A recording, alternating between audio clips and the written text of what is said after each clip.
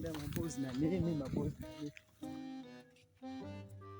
Njia ni hii mama ni hii. Kiumbe mzito. Pamoja mzee kijana. Kijana mzuri. Nataka kuuliza.